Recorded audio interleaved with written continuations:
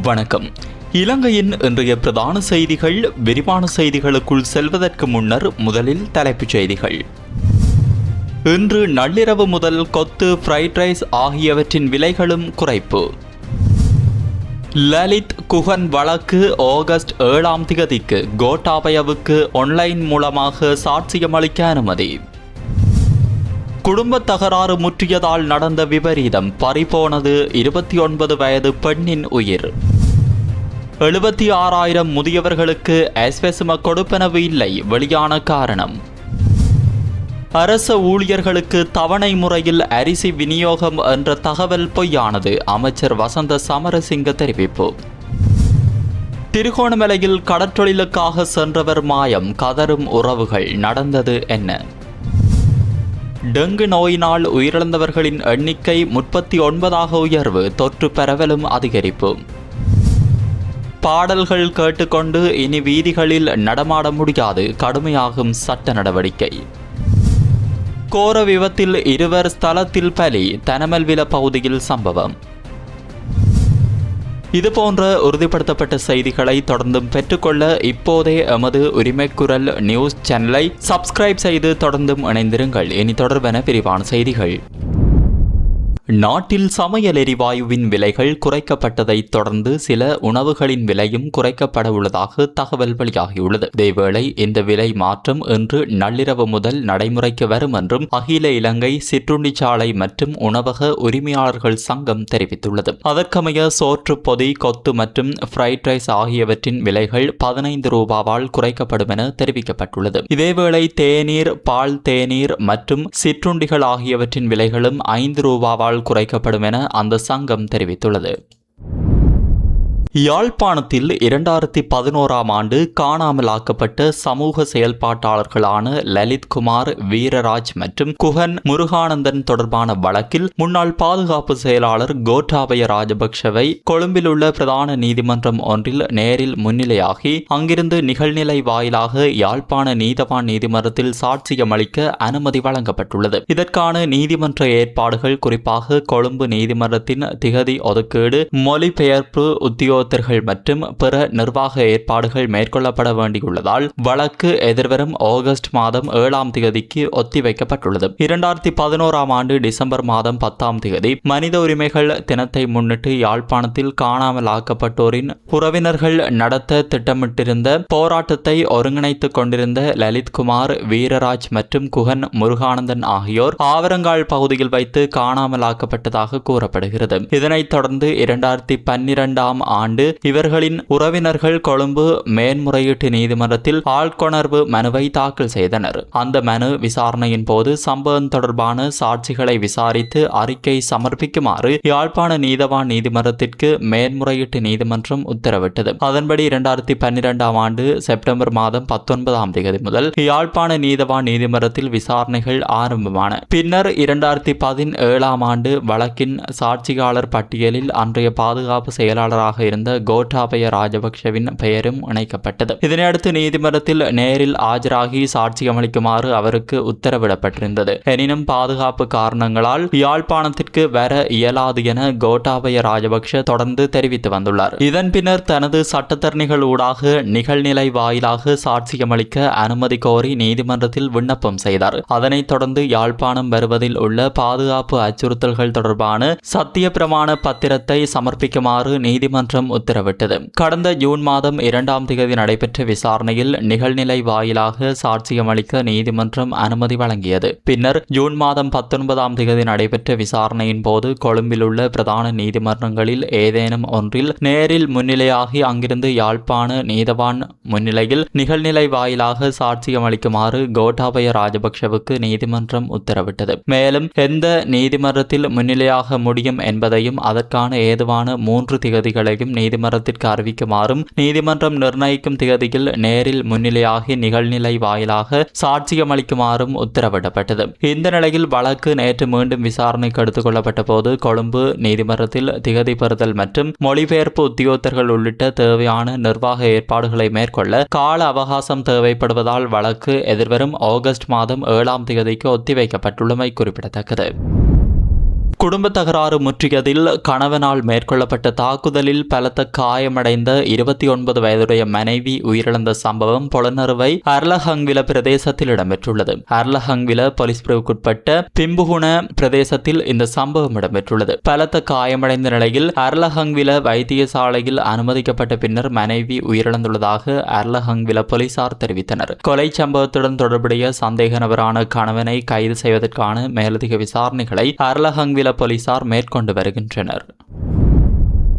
70 வயதுக்கு மேற்பட்ட குறைந்த வருமானம் கொண்ட சுமார் 76,706 முதியவர்களுக்கு தேசிய அடையாள அட்டை இல்லாத காரணத்தால் தகவல்களை நலன்புரி நன்மைகள் சபையின் சமூக பாதுகாப்பு தரவுத்தளத்தில் சேர்க்க முடியவில்லை என தெரியவந்துள்ளது. அஸ்வெசும திட்டத்தின் முதல் மற்றும் இரண்டாம் கட்டங்களின் கீழ் 6,98,790 முதியவர்களுக்கு ரூபாய் 5,000 முதியோர் உதவித்தொகை வழங்கப்படும் என்றும் ஜூன் 22 நிலவரப்படி சமூக பாதுகாப்பு தரவுத்தளத்தில் தகவல் பதிவு செய்யப்பட்ட முதியவர்களின் எண்ணிக்கை 1,79,298 ஆகும் என்றும் சமூக அபிவிருத்தி, சமூக பாதுகாப்பு மற்றும் சமுதாய அபிவிருத்தி அமைச்சகத்தின் செயலாளர் சம்பத் மன்சநாயக்க தெரிவித்தார். முதியோர் உதவித்தொகை பெறும் 2,32,496 முதியவர்களுக்கு உதவி அஞ்சல் அலுவலகங்கள் மூலம் உரிய உதவித்தொகை வழங்கப்படும் என்றும் அவர் தெரிவித்துள்ளார். அவர்களிடம் தேசிய அடையாள அட்டை இல்லாததால் சமூக பாதுகாப்பு தரவுத்தளத்தில் உரிய தகவல்களை உள்ளிட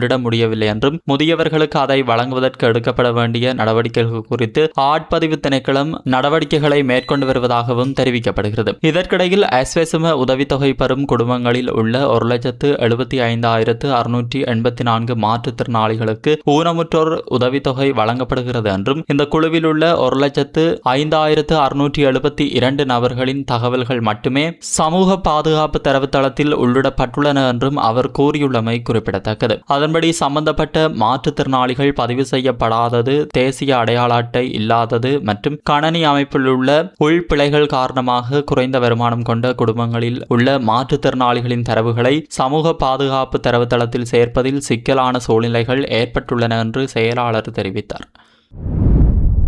நாட்டில் தவணை முறை அடிப்படையில் அரிசி வழங்கப்பட உள்ளதாக பரவி வரும் தகவல்களில் எவ்வித உண்மையும் இல்லை என வர்த்தக, வாணிப, உணவு பாதுகாப்பு மற்றும் கூட்டுறவு அபிவிருத்தி அமைச்சர் வசந்த சமரசிங்க தெரிவித்துள்ளார். அரச சேவை முகாமைத்துவ உத்தியோகத்தர்கள் சங்கத்தின் 28வது வருடாந்த மாநாட்டில் கலந்து கொண்டு உரையாற்றிய போதே அவர் இவ்வாறு தெரிவித்தார். தற்போது அரசாங்க களஞ்சிய சாலைகளில் பெருமளவு நெல் இருப்பு காணப்படுவதாகவும் அடுத்த போக அறுவடையை சேமிப்பதற்காக தற்போதுள்ள நெல்லை அரிசியாக மாற்றி சந்தைக்கு விநியோகிக்க வேண்டிய தேவை ஏற்பட்டுள்ளதாகவும் அமைச்சர் தெரிவித்தார். இதன் அடிப்படையில் களஞ்சிய சாலைகளில் உள்ள நெல்லை அரிசியாக மாற்றி அதனை அஸ்வெசும நலம்புரி திட்ட பயனாளிகள் மற்றும் அரசாங்க ஊழியர்களுக்கு சலுகை விலையில் அல்லது எளிய விநியோக முறையின் கீழ் வழங்க முடியுமா என்பது குறித்து அரசாங்கம் ஆராய்ந்து வருவதாக அவர் தெரிவித்தார். இது விவசாயிகளின் நெல்லுக்கு நியாயமான விலையை உறுதிப்படுத்துவதோடு நுகர்வோருக்கு குறைந்த விலையில் அரிசியை வழங்குவதற்கான சமநிலையிலான நடவடிக்கையாகும் என்றும் அமைச்சர் விளக்கம் அளித்துள்ளார். இந்த முயற்சியை தவறாக புரிந்து கொண்டு அல்லது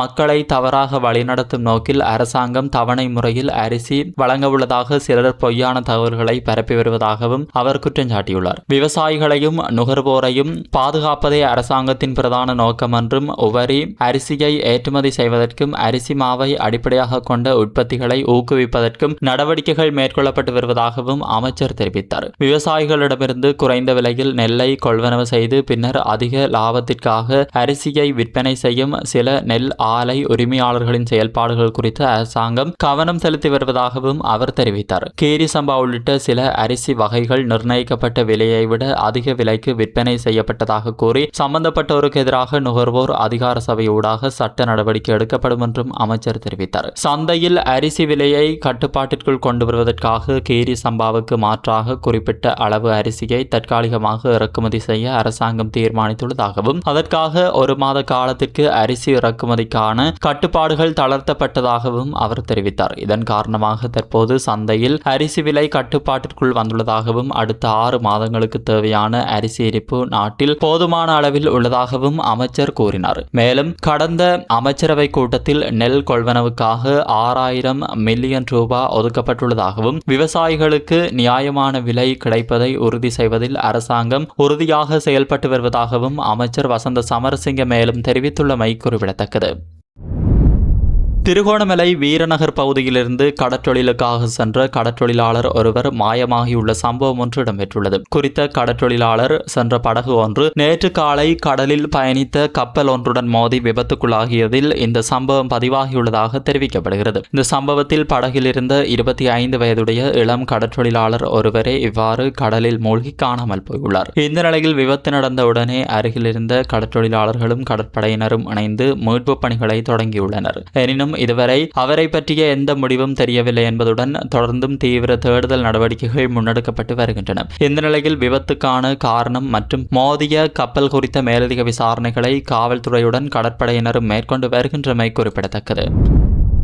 நாட்டில் டெங்கு காய்ச்சலின் பரவல் இந்த ஆண்டில் பாரிய அளவில் அதிகரித்து வருவதாக தேசிய டெங்கு கட்டுப்பாட்டு பிரிவு தெரிவித்துள்ளது. தேசிய டெங்கு கட்டுப்பாட்டு பிரிவின் தகவல்களுக்கு அமைய நாடு முழுவதும் 59,000 டெங்கு நோயாளர்கள் தற்போது அடையாளம் காணப்பட்டுள்ளனர். அத்துடன் 39 மரணங்கள் பதிவாகியுள்ளதாக தெரிவிக்கப்பட்டுள்ளது. இந்த ஆண்டில் கடந்த ஜூன் மாதத்தில் மாத்திரம் மிக அதிகமாக 21,547 நோயாளர்கள் அடையாளம் காணப்பட்டுள்ளனர். மே மாதத்தில் 8,590 பேரும், ஜனவரி மாதத்தில் 7,866 பேரும் டெங்கினால் பாதிக்கப்பட்டுள்ளதுடன் ஜூலை மாதத்தின் முதல் 3 நாட்களிலேயே 3,422 டெங்கு நோயாளர்கள் பதிவாகியுள்ளதாக தேசிய டெங்கு கட்டுப்பாட்டு பிரிவு தெரிவித்துள்ளது. மாகாண ரீதியில் மேல் மாகாணம் 30,876 நோயாளர்களும், தென் மாகாணத்தில் 9,316 நோயாளர்களும், சப்ரகமுவ மாகாணத்தில் 5,129 நோயாளர்களும் இனங்காணப்பட்டுள்ளனர். மாவட்ட ரீதியில் கொழும்பு மாவட்டத்தில் 12,017 பேரும், கம்பஹாவில் 11,740 பேரும், மாத்தறையில்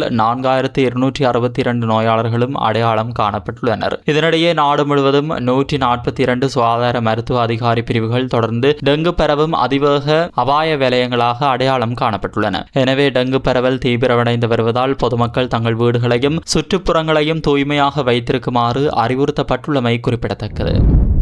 ஹெட்போன் அல்லது இயர்போன் அணிந்து பாடல்கள் கேட்டுக்கொண்டு வீதிகளில் நடந்து செல்லும் பாதசாரிகளுக்கு எதிர்காலத்தில் கடுமையான சட்ட நடவடிக்கை எடுக்கப்படும் என காவல்துறை எச்சரிக்கை விடுத்துள்ளது. போக்குவரத்து கட்டுப்பாடு மற்றும் வீதி பாதுகாப்பு பிரிவின் பணிப்பாளர் சிரேஷ்ட காவல்துறை அத்தியட்சகர் மனோஜ் ரணஹல இதனை தெரிவித்துள்ளார். தற்போது இவ்வாறான பாதசாரிகளுக்கு எச்சரிக்கை மட்டுமே வழங்கப்பட்டு வருகிறது. எனினும் இதனால் ஏற்படும் வீதி விபத்துகளின் அபாயம் அதிகரித்து வருவதால் எதிர்காலத்தில் அவர்களுக்கு எதிராக நீதிமன்றத்தில் வழக்கு தாக்கல் செய்ய நடவடிக்கை எடுக்கப்படும் என அவர் குறிப்பிட்டார். இலங்கையில் நாளொன்றுக்கு சராசரியாக 10க்கும் அதிகமானோர் வீதி விபத்துகளில் உயிரிழப்பதாகவும், இந்த ஆண்டு ஜனவரி 1ஆம் தேதி முதல் ஜூன் 30ஆம் தேதி வரையிலான காலப்பகுதியில் 1,323 உயிரிழப்பு சம்பவங்கள் பதிவாகியுள்ளதாகவும் அவர் தெரிவித்தார். அந்த விபத்துகளில் மொத்தம் 1,389 பேர் உயிரிழந்துள்ளனர். கடந்த ஆண்டுடன் ஒப்பிடுகையில் விபத்துகளின் எண்ணிக்கை 105 ஆலும் உயிரிழப்புகள் 107 ஆலும் அதிகரித்துள்ளதாகவும், பாதசாரிகள் மற்றும் சைக்கிள்